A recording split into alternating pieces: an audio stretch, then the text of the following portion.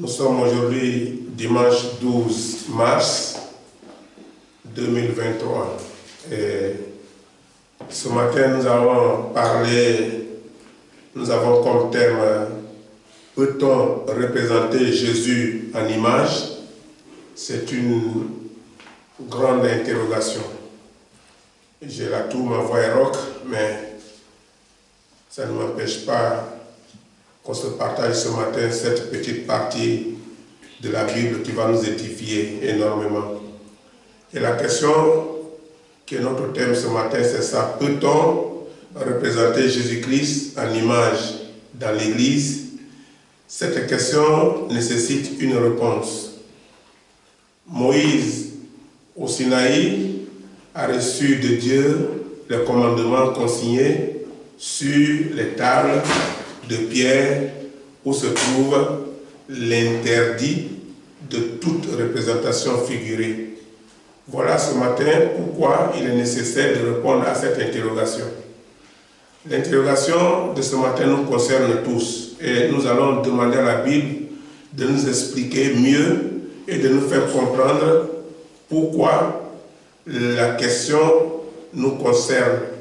Parce que aujourd'hui, nous voyons qu'il y a beaucoup de contradictions dans les églises. Il y a des églises qui essaient d'adapter l'église au temps moderne.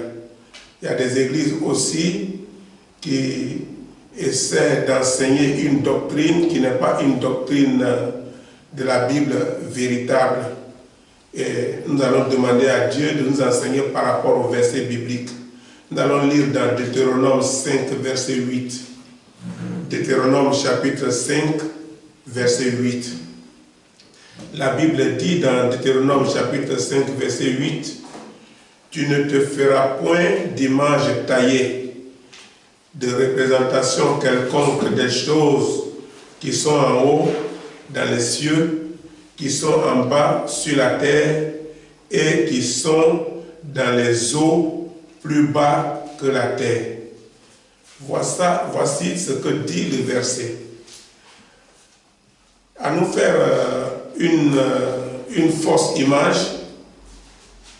il arrive que nous voulons servir Dieu. C'est dans cette intention-là, que l'homme se fabrique des images. Il représente Dieu par les images, Jésus-Christ par les images.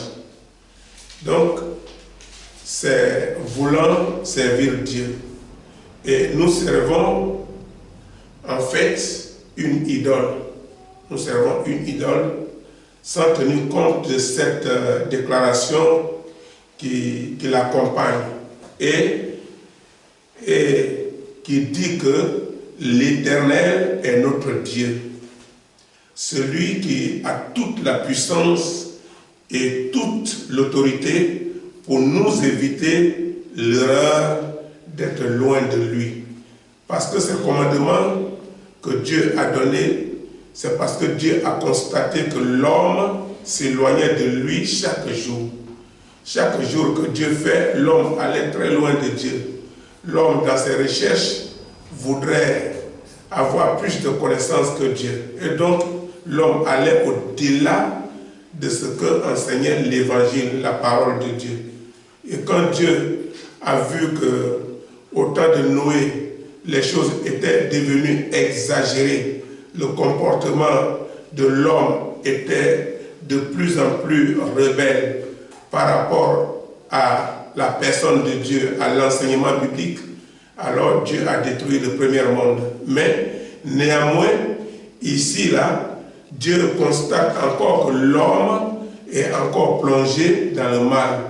Et Dieu a chargé Moïse d'apporter cette nouvelle à son peuple, d'éclairer la conscience de son peuple pour leur dire que, ou pour lui dire que ils sont en train d'exagérer, de sortir de la voie de Dieu pour adorer des images. Donc, plus on adore des images, plus on s'éloigne de Dieu lui-même. Parce que maintenant, on n'a plus de confiance aux idoles, à la représentation qu'à Dieu lui-même. Si quelqu'un est en Christ, il n'est plus soumis à l'ordre naturel. L'ordre naturel qui est le péché. parce que l'homme est de nature pécheur. Donc l'ordre naturel est le péché qui le conduit à la mort. Mais il est une nouvelle créature. L'homme est né de nouveau. Quand il s'adapte à la parole de Dieu, quand il se convertit, quand il décide de changer de voie, changer de manière de vivre et de faire des choses. Donc on l'appelle nouvelle créature parce qu'il est devenu une nouvelle naissance. Donc une créature pardonnée, libérée, et son passé est des choses vieilles. Il est libéré de son passé, il est libéré des choses vieilles qui vivaient en lui, qui faisaient de lui l'homme pécheur. C'est vrai que l'homme, il est pécheur de nature, mais à partir du moment où il donne sa vie au Seigneur, Dieu lui pardonne ses péchés, ses iniquités, ses transgressions. Donc toutes choses sont devenues nouvelles et la miséricorde de Dieu est offerte à lui. Tout homme qui croit en Christ et qui décide de changer sa vie et de s'adapter à la nouvelle vie de Christ, à la doctrine de Christ, alors la miséricorde de Dieu s'offre à lui. Et donc, la miséricorde de Dieu est offerte à lui, à cet homme-là, à cette personne. Donc, partout, les membres des églises sont unanimes pour louer d'une même voix la souffrance de Jésus-Christ. Parce que Jésus est mort pour tous ceux qui se disent chrétiens. Jésus est mort en général pour tout le monde. Mais puisque tout le monde ne se convertisse pas à sa politique, parce que tout le monde doit se convertir à la politique de Christ, mais tout le monde n'est pas converti à la politique de Christ. C'est pourquoi la Bible dit que le salut est pour tous, mais c'est seulement ceux qui bénéficient de ce salut, c'est ceux qui croient en Christ. Donc c'est d'un accord commun que les églises ou les chrétiens ou ceux qui croient en Christ louent d'un accord commun la souffrance de Christ à la croix et tout ce qu'il a mené ici dans ce monde pendant sa mission pour nous. Mais par contre, de nombreux chrétiens sont prêts à accepter des mises en scène conformes à la tradition catholique. La tradition catholique. Et la question que nous devions nous poser ce matin est la suivante. Parce qu'au fait, l'Église catholique a une tradition qui est souvent charnelle. Parce que l'Église catholique a modifié la Bible. Il y a une Bible chez les catholiques qu'on appelle la Bible Tob. Et cette Bible Tob n'a vraiment pas grand-chose avec la Bible originale. Parce qu'au fait, ils ont adapté cette Bible à une autre vie, une vie moderne. L'exemple en est que quand à l'Église catholique, on ne plonge pas les gens, alors que Jésus qui est le maître est plongé, mais simplement, c'est parce qu'on donne l'honneur à certaines personnes. L'autre exemple est qu'à l'Église catholique, on baptise les bébés inconscients, alors que le maître a été baptisé conscient. Et lui-même, là, il a sollicité son baptême. Et il a dit, je veux que je sois baptisé. Bon, donc quand on voit des choses comme ça, on comprend déjà qu'il y a l'Église catholique qui a commencé à changer les formes, la manière de faire. Quand on voit à l'Église catholique ce qu'on appelle le purgatoire, alors qu'il n'est enseigné dans aucune partie de la Bible originale, le purgatoire. Tout ça, ce sont des doctrines charnelles que l'homme s'est formulé lui-même pour adapter sa vie et adapter la vie de ceux qui sont ignorants mais qui viennent dans l'église parce qu'ils sont fatigués avec le monde. Ici ce matin, la Bible nous informe que nous devons suivre les règles qui sont écrites dans la Bible au lieu de nous conformer à une tradition d'une église quelconque. Nous n'allons pas servir Dieu par rapport à des religions. La religion ne sauve pas. La religion, quand on parle d'une religion, c'est un objectif commun, un groupe de personnes qui ont un objectif commun, qui se retrouvent et qui servent pour une seule direction. Donc, c'est pourquoi on trouve partout des religions. On trouve des gens comme des féticheurs qui ont leur religion de fétiche. Et ils ont des gens qui sont de la religion de Bob Marley, qui sont dans la drogue. On a aux États-Unis des églises qui sont des églises des homosexuels. Alors que dans tout le passage de Deutéronome, ils sont condamnés. Sûrement que ces passages-là, ils les enlèvent, comme l'Église catholique l'a fait avec la Bible Tom, pour ne pas qu'ils se confondent par rapport à des versets. Donc la Bible appelle ça des fausses doctrines.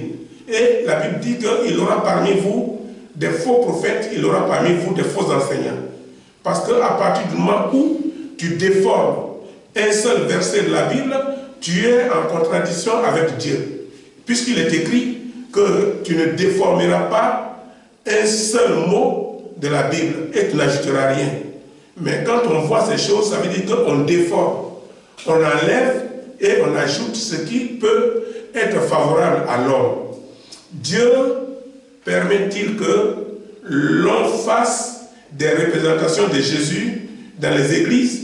Voilà la question que nous devons répondre. Et sous forme d'image, c'est représenter Jésus sous forme d'image. Mais la réponse est non. La réponse est non parce que si nous voulons tenir compte de la réalité de la Bible vraie, la Bible originale, la réponse est non. Parce qu'il n'y a pas de salut en dehors du véritable évangile. Or, dans le véritable évangile, il est formellement interdit d'adorer des idoles. Il est formellement interdit de s'agenouiller devant les idoles. Il est formellement interdit de faire des sacrifices à des idoles. Donc, il n'y a pas une partie de la Bible qui enseigne que l'homme doit à la fois représenter Jésus-Christ comme image et servir Jésus-Christ en personne. C'est une confusion. Donc la réponse est non. Et j'explique que c'est parce qu'il n'y a pas de salut en dehors du véritable évangile. Beaucoup d'églises ou de nombreux groupes évangéliques en sont arrivés à croire au catholicisme. Et ça, c'est grave, parce que ça commence à prendre de l'ampleur. Et puisque c'est une très vieille église, et que c'est elle qui a commencé l'évangile a commencé par là. Ça a commencé par l'église catholique. Mais quand la déformation a commencé, il y a des gens qu'on appelle les protestants, qui se sont opposés à la déformation, au verset qu'on enlevait pour faire plaisir aux hommes. Alors, on considérait que Jésus n'est plus adoré. C'était maintenant des représentations, des images qui sont adorées à la place de Jésus. Nous prenons un exemple ici en Espagne, à Saragosse, où au moment de Pilar, on trouve ici dans cette ville de multitudes de pays, des hommes qui viennent, des hommes et des femmes, enfants, qui viennent de différents pays d'Europe, d'Asie, d'Amérique, d'Afrique, et qui viennent simplement, cela on leur accorde facilement le visa pour être ici, pour la fête de Pilar. Mais Pilar, c'est quoi? C'est une idole. Quand on fait le dessin au dehors et que les gens viennent adorer ce dessin-là, mais regardez au sommet, il y a quelque chose qui est caché.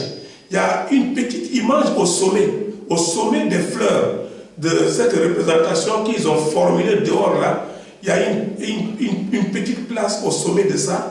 C'est, quand vous prenez la loupe, quand vous l'approchez, c'est Marie et Joseph et Jésus. Marie avec Jésus dans les bras. C'est de l'idolâtrie. C'est de l'idolâtrie. Parce que Jésus n'est pas adoré de cette façon par les images. Et maintenant, on fait croire aux gens qu'on peut forcément passer par Marie pour avoir le salut. Pour que Marie parle à Jésus. Mais Marie elle-même là, elle se cherche. Parce qu'elle a besoin de se repentir. C'est une femme respectable. Puisque ce n'est pas elle que Jésus a connu le monde. Mais néanmoins, Jésus lui disait, mais femme, qu'y a-t-il entre toi et moi? Ce qu'il voudrait faire, ce qu'il devait ouvrir la conscience de l'homme, pour que l'homme sache que Jésus voudrait simplement la séparer, la chair humaine et ce qui est spirituel. Vous voyez, donc c'est ça. Et ici, là, Dieu est en train de nous parler. Donc il y a aujourd'hui des groupes évangéliques qui en sont en arrivée à croire au catholicisme. Nous allons lire dans 2 Corinthiens 6, verset 16. 2 Corinthiens chapitre 6, verset 16. La Bible dit dans 2 Corinthiens 6, 16, quel rapport y a-t-il entre le temple de Dieu et les idoles? Car nous sommes le temple du Dieu vivant, comme Dieu l'a dit. J'habiterai et je marcherai au milieu d'eux. Je serai leur Dieu et ils seront mon peuple. Voici ce que la Bible dit dans ce passage. Le verset que nous venons de lire, le verset, quel rapport y a-t-il entre Dieu et l'idole, doit nous interroger tous. Ça doit attirer notre attention. Ça doit nous interpeller. Les églises qui font des représentations font le jeu de la chair. C'est le jeu de la chair. Sans se voir remettre en cause. Parce qu'ils trouvent que c'est normal. Ces personnes trouvent que c'est normal. Ces représentants de ces églises trouvent que c'est normal. Donc, ils ne se remettent pas en cause. Leurs bancs sont remplis de gens non régénérés, non convertis. Et la repentance du péché est absente dans leur milieu. Car l'évangile n'est pas annoncé, l'évangile n'est pas prêché. Or, quand quelqu'un va à l'église, c'est parce qu'il a entendu la bonne nouvelle. La bonne nouvelle, ce n'est pas seulement que Jésus est né. La bonne nouvelle, ce n'est pas qu'on a cru en Jésus-Christ. La bonne nouvelle, c'est aussi comprendre mieux, entendre et avoir le salut quand on pratique ce qu'on a entendu. Mais quand on est fatigué dans le monde et qu'on cherche à croiser Dieu, qu'on tombe dans les sectes pernicieuses, alors, donc, on est enseigné sur le faux. Et on a fui la mort pour aller mourir. On fuit la mort dans le monde et on va mourir dans les murs de ceux qu'on a cru que ce sont des serviteurs de Dieu. Ceux dont je parle sont des gens qui enseignent seulement la fausse parole, qui enseignent le faux enseignement et qui font la fausse doctrine. Ceux-là, ce sont les faux docteurs.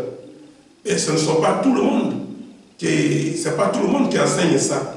Et même à l'église catholique, il y a des gens qu'on appelle aujourd'hui l'église catholique renouvelée. Ceux-là dont la conscience s'est renouvelée, la conscience s'est réveillée. Et ils se sont rendus compte qu'ils ont laissé le chemin véritable et ils ont pris la Bible originale pour enseigner au peuple, pour sauver les âmes. L'objectif de l'église, c'est de sauver les âmes. Donc, le milieu où l'évangile véritable n'est pas annoncé, n'est pas enseigné, il y a toujours la mort. Parce que les personnes qui vont à l'église ne seront pas enseignées, ils ne vont rien comprendre. Ils ne sauront pas ce que c'est que le salut. Et quelles sont les conditions pour avoir le salut. Aucun réveil ne peut germer dans le temple des images.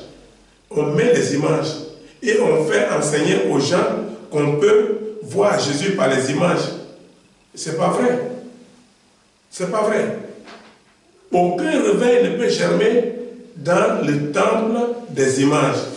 Et il ne peut y avoir de renouvellement.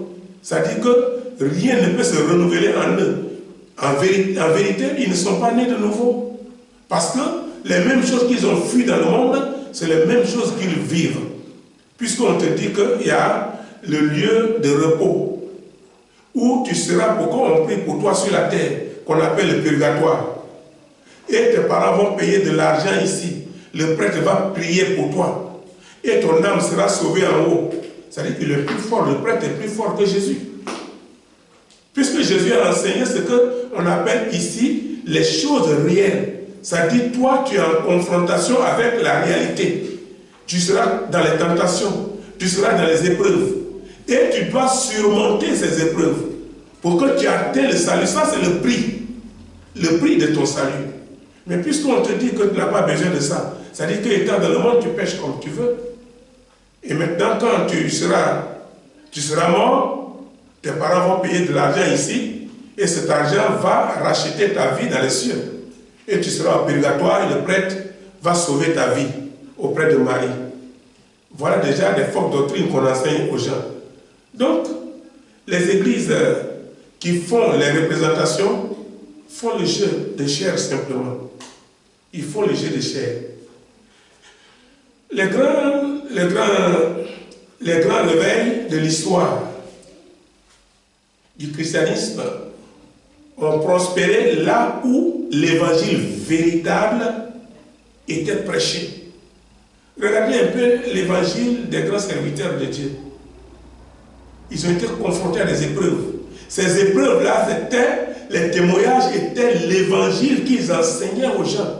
Ils disent, tenez-vous ferme, priez. Voici ce qui est arrivé au maître, nous arrivera. Et c'est exactement ça.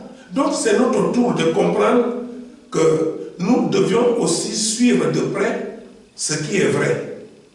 Voilà ce qui devait être notre devoir. Alors ici la Bible est claire. La Bible est claire que les grands réveils de l'histoire du christianisme ont prospéré là où l'évangile véritable était prêché, était enseigné. Donc le salut est dans une église où la vérité est enseignée, où le péché est touché du doigt. C'est là qu'il y a le salut. Et l'idolâtrie est désormais rejetée.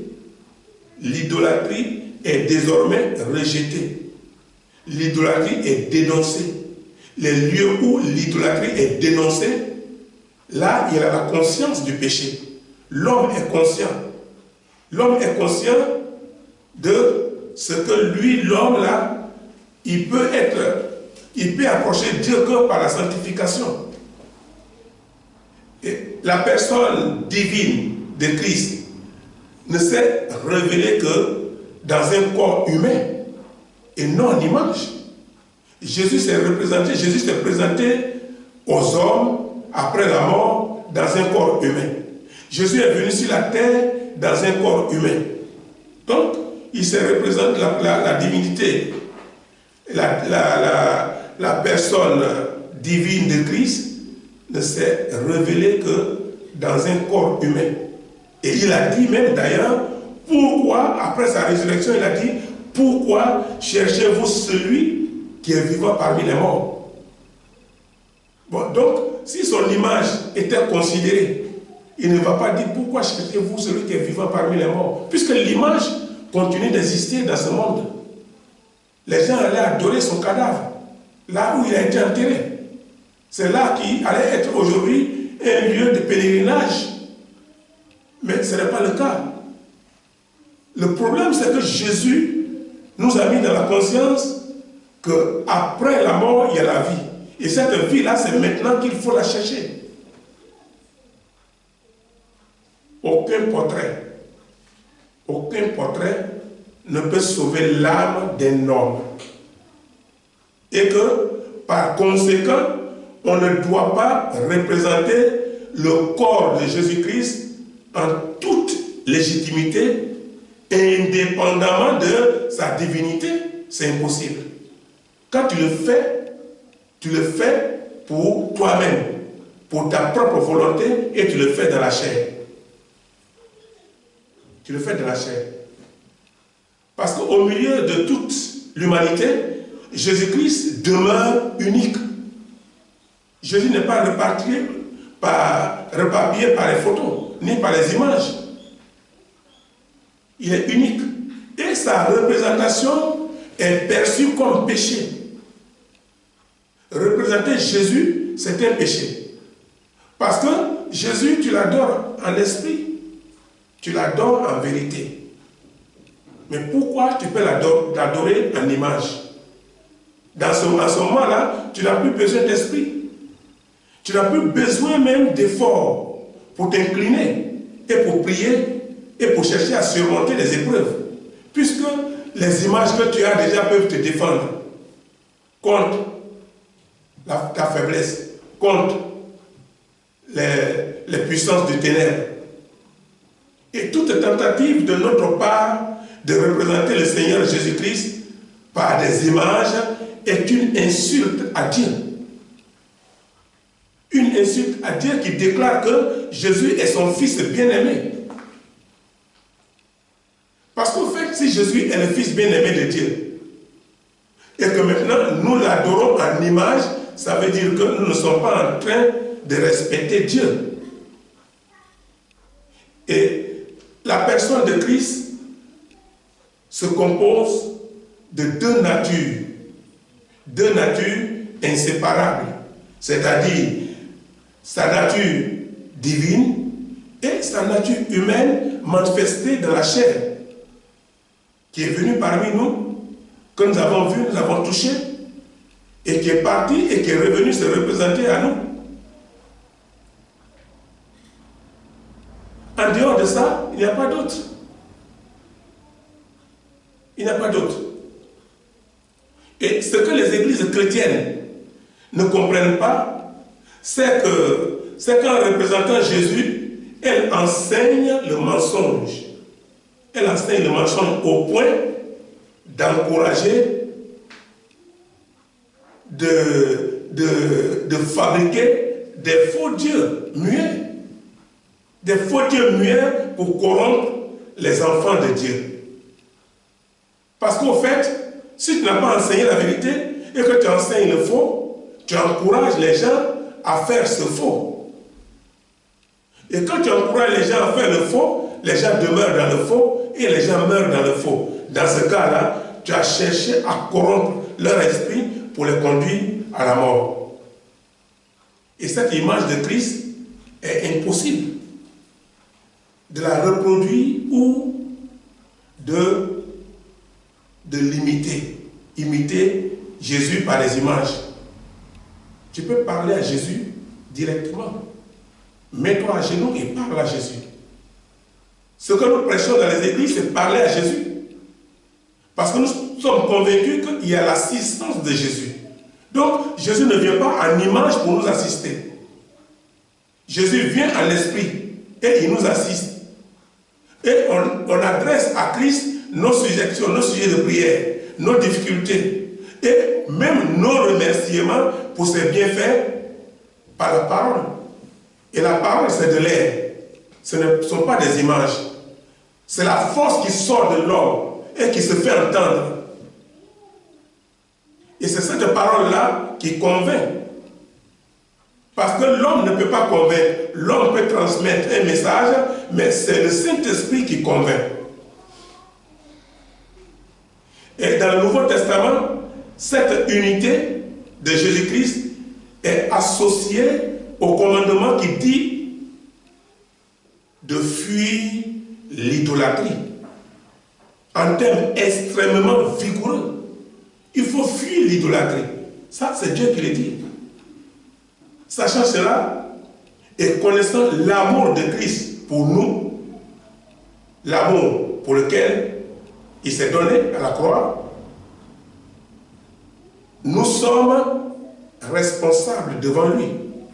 Et nous ne pouvons mépriser sa parole. Parce que ta parole, la parole de Dieu, est notre guide. Ça doit être notre agenda principal. Parce qu'au fait, en dehors de cette parole, nous n'avons rien de personnel. Parce que nous avons l'argent, on laisse l'argent. Nous avons la maison, on laisse la maison. Nous avons la voiture, on laisse la voiture. Ce que nous avons dans ce monde est temporel. C'est provisoire. Mais par contre, ce que nous avons en esprit est éternel. Et c'est simplement la parole que nous avons. Nous allons lire dans 1 Jean 5, verset 20 à 21. Il y a Jean et il y a 1 Jean. Et nous allons lire dans 1 Jean. 1 Jean 5, verset 20 à 21. Dans 1 Jean 5, 20 à 21, la parole dit: nous savons aussi que le Fils de Dieu est venu et qu'il nous a donné l'intelligence pour connaître le véritable. Et nous sommes dans le véritable en son Fils Jésus-Christ. C'est lui qui est le Dieu véritable et la vie éternelle. Petits enfants, gardez-vous des idoles. Quand on te dit gardez-vous des idoles, c'est un avertissement. Méfie-toi de l'idole. Éloigne-toi de l'idole. Voilà ce que la Bible veut dire. À cause de ce désir mauvais de l'homme, de se séparer de Jésus-Christ pour adorer son image, pour se confier à des idoles, à des images, le Créateur Dieu a interdit l'idolâtrie et nous a mis en garde. Ce que nous venons de lire, c'est une mise en garde. Dieu nous a mis en garde. Si certains chrétiens ont perdu l'intelligence dont parle le verset, dans ce domaine-là, nous désirons que leurs yeux s'ouvrent à la vérité de la parole de Dieu. Parce que la vérité, ici, là, le verset a dit que nous croyons en cette vérité en la personne de Jésus-Christ. Donc la vérité, c'est Jésus. Il dit: je suis le chemin, la vérité et la vie. Donc, quand nous expliquons mieux, c'est pour que leurs yeux s'ouvrent. C'est pour qu'ils aient le salut. C'est pour que leur âme soit sauvée. C'est pour que ce qu'ils couvrent leurs yeux là, ça quitte. Pour qu'ils voient clair dans cette affaire. Pour qu'ils fassent la différence entre croyance, conversion et religion. Parce que la religion est un masque. Le masque, quand tu portes le masque, on voit la figure du masque. On voit que le masque est dehors. Et ton propre visage est caché à l'intérieur du masque. Tu peux aller à l'église, l'église peut te servir de masque, et toi, à l'intérieur de ce masque-là, tu vois Christ. L'église, c'est Christ, mais toi-même qui es dedans, là, tu es une autre personne. Voilà comment la Bible veut nous identifier. Et les idolâtres, les devins, les idolâtres, les devins ont des paroles trompeuses, des fausses visions. Leurs rêves expriment des paroles vides. Parce que de quoi ils s'inspirent? Ils s'inspirent des choses du deuxième ciel. Les devins s'inspirent des paroles ou des puissances du deuxième ciel. Donc, c'est des paroles vides.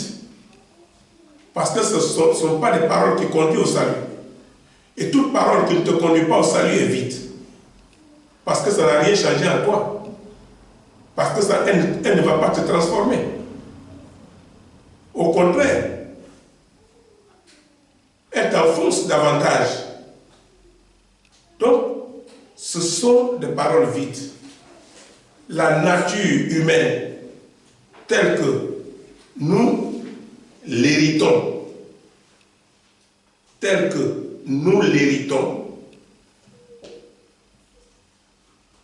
en naissance, n'est pas bonne, ni obéissante à Dieu, la nature humaine. Mais elle est sous la domination du péché. L'homme est de nature pécheur. La domination du péché est la mort. Rebelle à l'égard de Dieu. Nous sommes des rebelles. C'est la rébellion qui a fait que le premier monde a été détruit.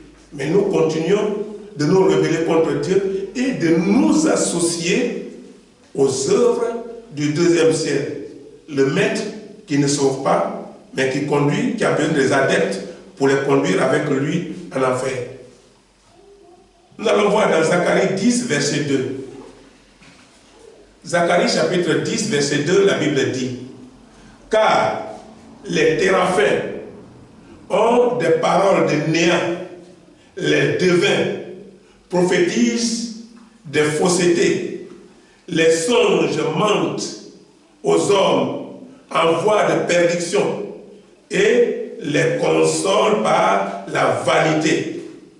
C'est pourquoi ils sont errants comme un troupeau. Ils sont malheureux parce qu'il n'y a point de pasteur.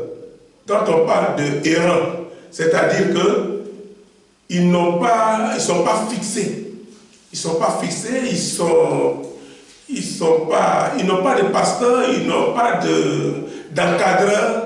Bon, les animaux qui n'ont pas d'encadreur dans la brousse, alors ils vont à tous les vents. Ils sont dispersés. C'est pourquoi en brousse, il y a un pasteur qui suit les animaux, pour au moins les rassembler, pour les conduire à une même direction. Et la Bible nous dit ici, là, que quand ces personnes-là vivent à l'état animal, ils n'ont plus de pasteur. C'est-à-dire ils n'ont plus des encadreurs, des gens qui vont les guider. Et toute image représentant Jésus-Christ est par définition appartenir au monde des choses créées et produit une confusion entre le Créateur et la création. Je m'explique. Toute tentative de faire un portrait de Jésus-Christ fait de cet objet un médiateur entre Dieu et l'homme. Simplement. C'est-à-dire qu'on veut passer par l'objet là pour parler à Dieu. Donc on ne passe plus par Jésus-Christ lui-même, mais on passe maintenant par l'image pour parler à Dieu. Nous sommes dans une confusion. Nous sommes dans une confusion. Je le répète, toute tentative de faire un portrait de Jésus-Christ fait de cet objet un médiateur entre Dieu et l'homme. Parce que le problème, c'est quoi? Quel est l'objectif pour lequel l'homme s'adresse à l'image? C'est pour atteindre Dieu. Or, on ne peut pas atteindre Dieu par les images. On ne peut pas atteindre Dieu par l'idolâtrie ou par les idoles.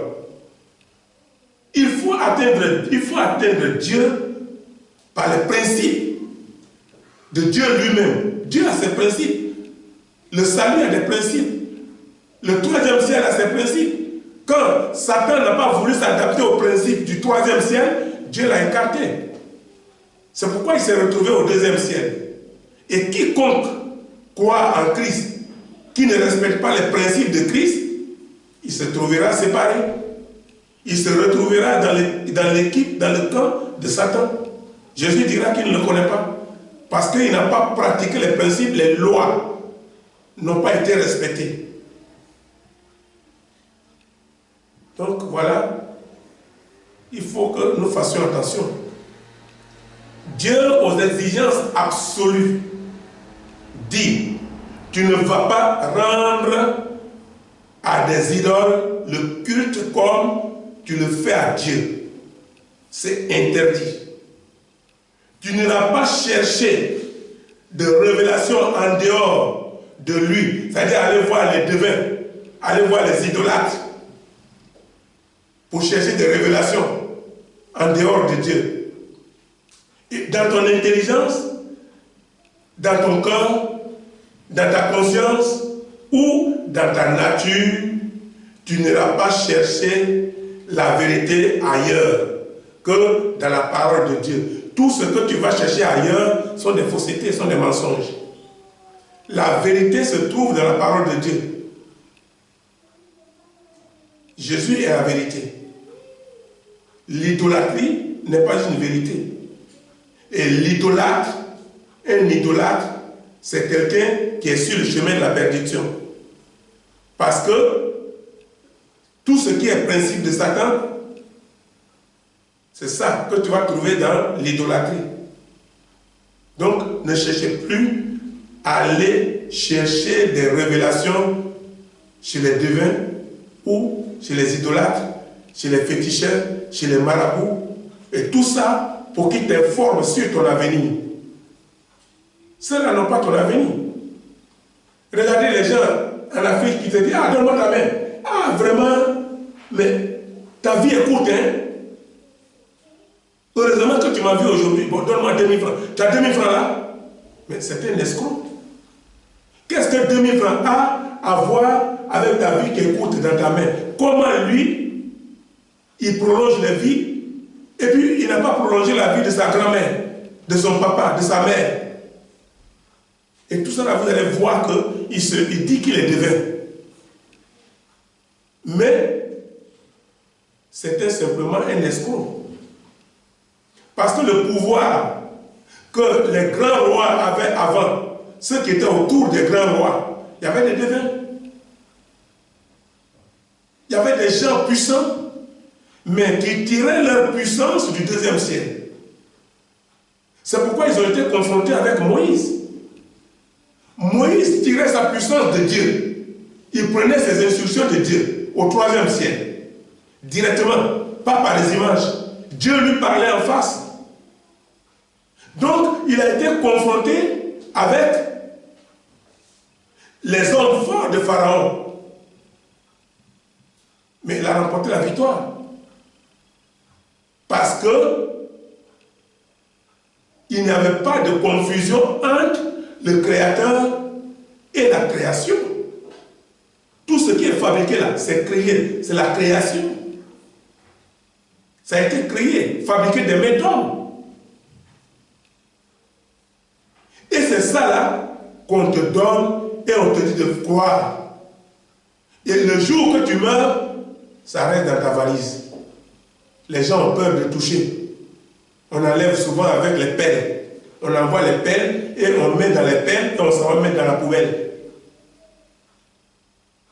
Ce qui était pour toi un Dieu. Voilà pourquoi, quand tu es éclairé sur l'évangile, tu n'as plus peur. Ces choses ne t'intéressent plus. Parce que ça ne te conduit pas au salut. Voilà ce que la Bible nous enseigne. Tu n'auras plus cherché ces choses en dehors de la parole de Dieu.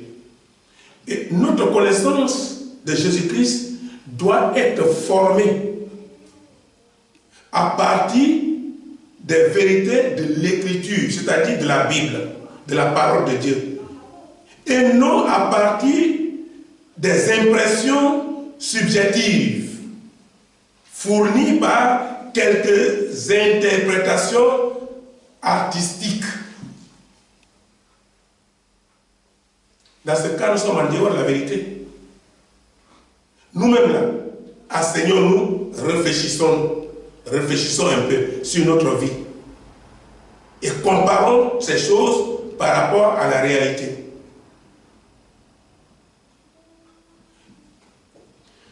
Nous ne voyons pas Jésus-Christ au moyen de nos yeux physiques, mais comme une source du salut. Voilà l'objectif de Christ. Voilà l'objectif de son voyage parmi nous, pour nous éclairer les choses. L'Église catholique et d'autres églises évangéliques ignorent le sens du deuxième commandement qui interdit l'utilisation des images pour représenter Dieu. Ils ignorent simplement. Puisqu'ils ont lu, ils savent, ils connaissent, mais ils ignorent. Ignorer, c'est faire semblant de ne pas connaître la vérité. D'abord, à qui s'adresse-t-il? C'est aux païens. Aux païens adorateurs d'idoles.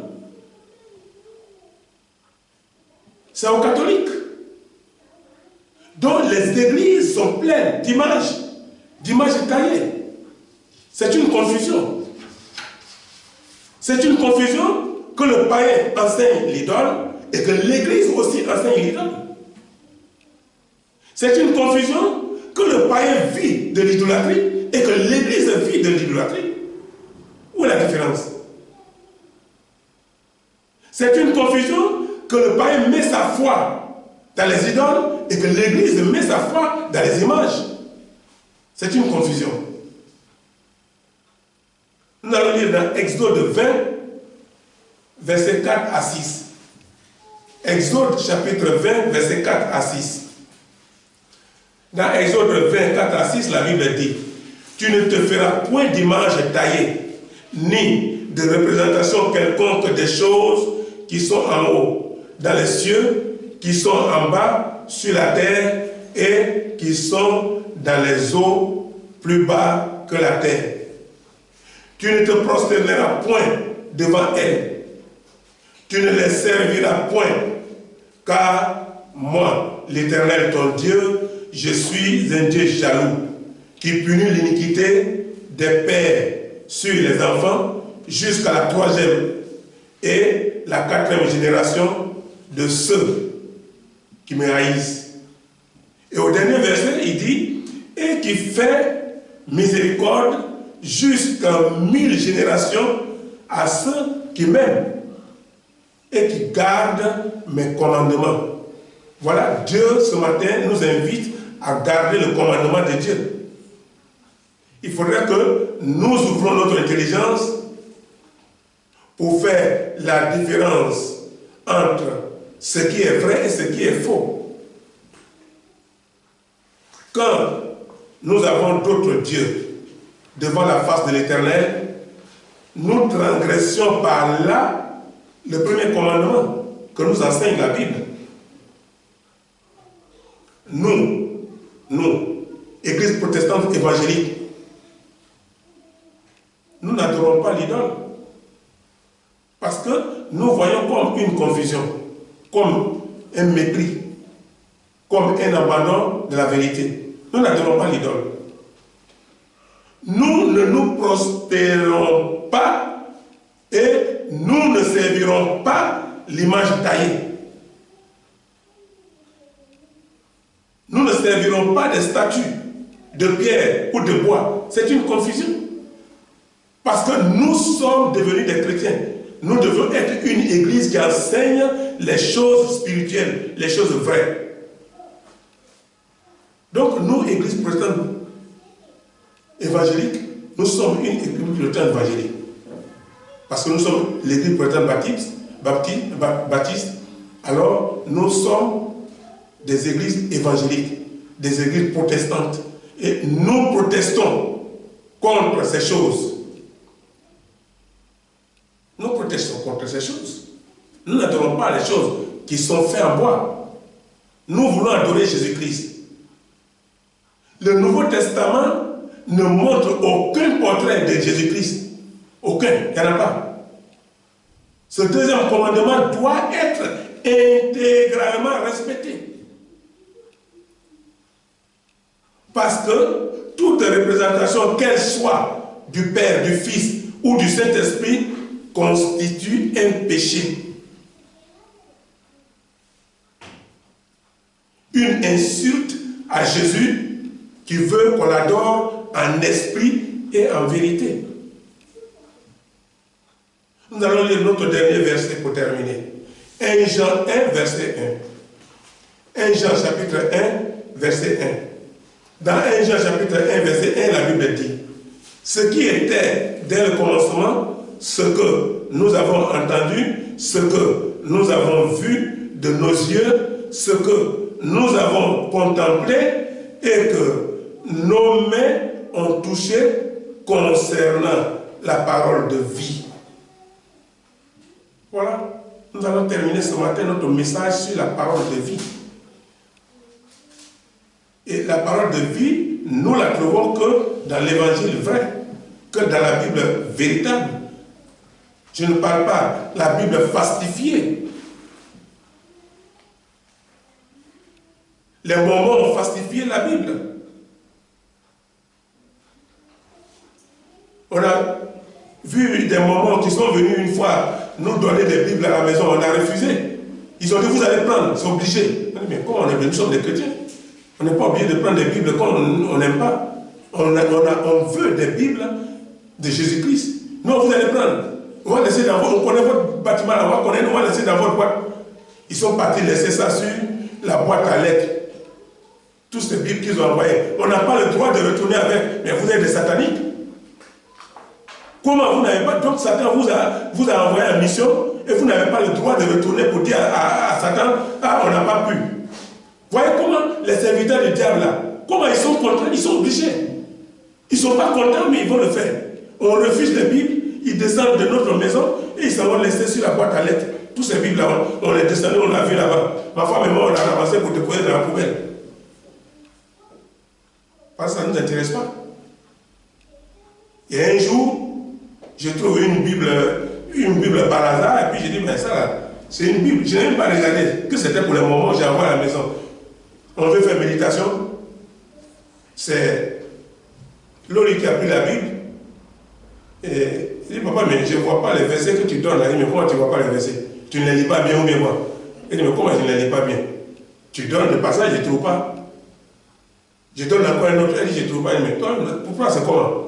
C'est pas la même Bible là que tu as là. Il dit, ah, peut-être c'est pas la même chose. Hein. Parce que ce que tu dis là, je ne vois pas ici. Dieu me donne-moi ici. Je regarde dedans, je ne vois pas les versets. Tout ce que je donne là, je ne vois pas.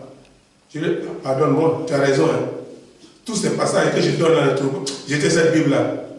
Et on regarde là-bas, et regarde, mes Bibles là, c'est pour les moments, c'est écrit. Dernière page, c'est écrit moment. Je dis, il ne faut plus utiliser cette Bible de moment là. Parce que le moment même déjà, dans leur doctrine de l'Église, le pasteur est déjà dans le fond. Parce que le pasteur peut se marier avec 4 sœurs de même père, même mère. C'est un adultère. Et ces personnes-là veulent parler de Jésus. Donc faisons attention. Ici, là, la Bible, le verset que nous venons de lire dit ce que nous avons touché concernant la parole, ce que nous avons vu, ce que nous avons entendu. Donc, les apôtres n'ont jamais fait de portrait physique de Christ. Au contraire, ils ont proclamé ce que Jésus avait dit et ce qu'il avait fait, selon le verset que nous avons lu tout à l'heure. Ils mettent l'accent sur sa mort, c'est-à-dire la mort de Jésus et sa résurrection. Ils expliquent la nécessité pour chacun de croire à ces choses afin d'être sauvé. Donc tout ça, ce sont des avertissements pour que ça ne nous surprenne pas. Quand on est mieux enseigné, on n'est pas surpris. L'ennemi ne te gagnera pas. Quels que soient les versets qu'il utilisera pour transformer, ça ne peut pas te gagner. Ça ne joue même pas sur ta conscience. Tu es mieux placé pour lui déterminer sa direction. Et dans ces conditions, ce n'est plus Dieu qui est l'arbitre du bien et du mal, mais la créature. C'est nous.